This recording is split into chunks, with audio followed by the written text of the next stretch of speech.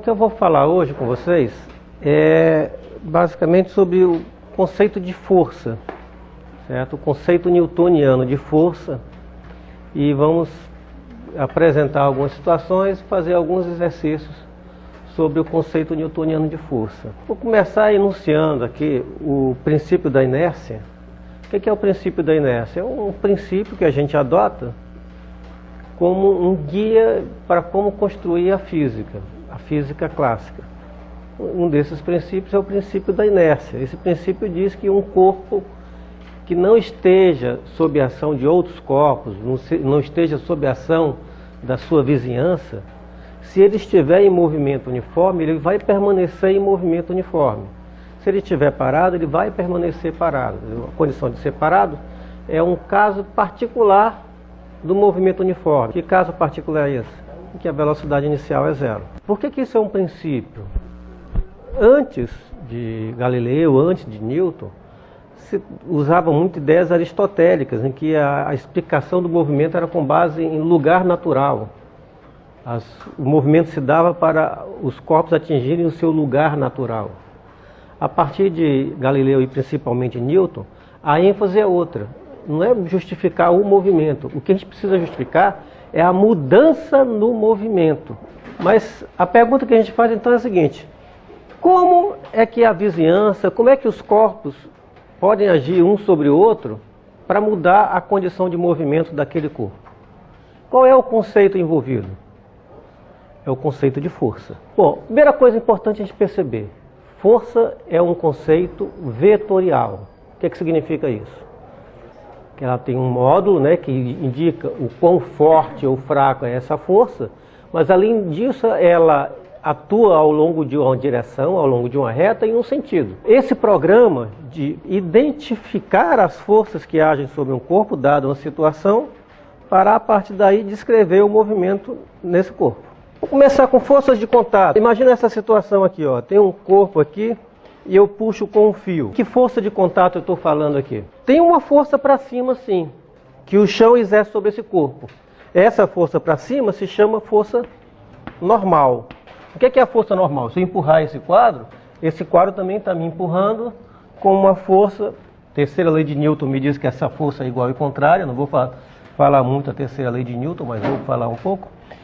Ela empurra minha mão com uma força na direção normal ao plano. Esta é a força normal. E aqui eu tenho essa força normal. Nota, eu tenho uma força normal que o chão exerce sobre o corpo. Então sempre que a gente fala de força, é bom a gente ter bem claro isso. Eu estou falando de força que um corpo exerce sobre o outro. Então aqui essa força normal é a força que o chão exerce sobre esse corpo. O corpo também vai exercer uma força normal sobre o chão. Mas isso é outra força. Essa que eu estou falando sobre esse corpo é esta. E tem uma força de atrito. O que é essa força de atrito? É uma força também que o chão exerce sobre o corpo, só que é paralela à superfície e se opõe à tendência de entrar em movimento ou ao movimento do corpo. Na verdade, não é o movimento do corpo, é o movimento relativo entre o corpo e essa superfície. Posso falar aqui uma força de tração, concorda? Que essa corda exerce sobre esse corpo. Nota, todas essas forças de que eu estou falando aqui,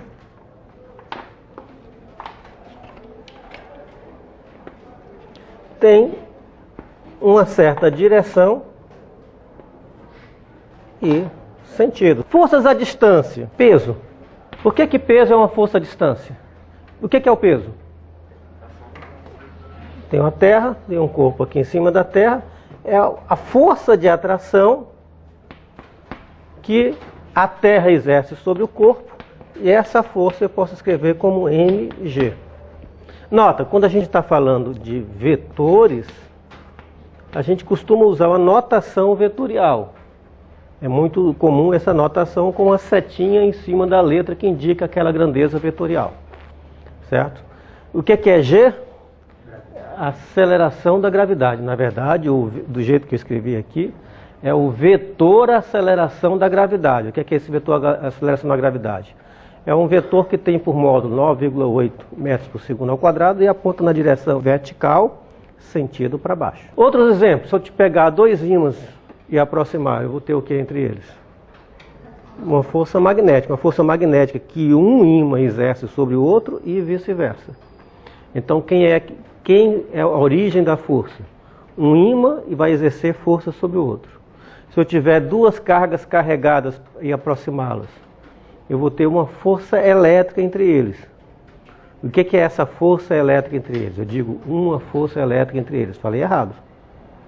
Eu tenho duas forças elétricas entre eles. A força que um corpo exerce no outro e vice-versa. Ok? Então é sempre importante ficar claro quem atua em quem, quando a gente estiver falando de forças.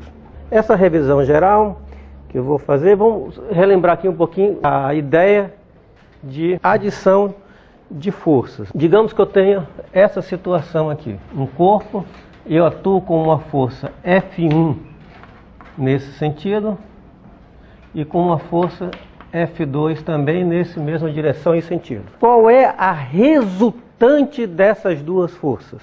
Eu escrevo assim, R é igual a F1 mais F2. Como é que eu descrevo essa resultante? Qual é a direção e sentido? Mesmo sentido. E qual é o módulo dela? Soma. Eu posso descrever da seguinte maneira. Eu escolho esse eixo como eixo X. E eu digo que eu só tenho o componente X da força. E essa componente pode ser escrita como a componente X da resultante. É a componente X da força F1 somada com a componente X da força F2. Ou, dito de outra maneira, posso dizer que a componente X da resultante é igual a F1 mais F2. Quem é F1 mais F2? O módulo de F1 e o módulo de F2. E se eu tivesse essa situação aqui mesmo? Aplico aqui a força F1, aqui aplico a força F2 no sentido contrário. Como é que eu reescrevo a situação agora? A força resultante, como é que eu escrevo? F de 1 mais F de 2. Vetorialmente, eu estou somando vetorialmente as forças. Escolho novamente o eixo X como sendo esse. O que é que eu posso falar sobre a componente Rx da resultante? Ela vai ser F1x mais F2x. E aqui não mudou nada. O que é que muda agora? A componente X da força F1 é o próprio módulo da força F1. Mas a componente X da força F2 não é o módulo da força F2. É quanto? Menos o módulo da força F2. Por fim, vamos pensar essa situação aqui. Ó. Eu tenho aqui F1 e vou colocar uma F2 aqui assim. Como é que eu escrevo essa condição? Qual é a expressão da força resultante? Quanto vale a força resultante? Vetorialmente, como é que eu expresso isso? Da mesma forma. A força vetorial resultante é a soma vetorial de F1 com F2.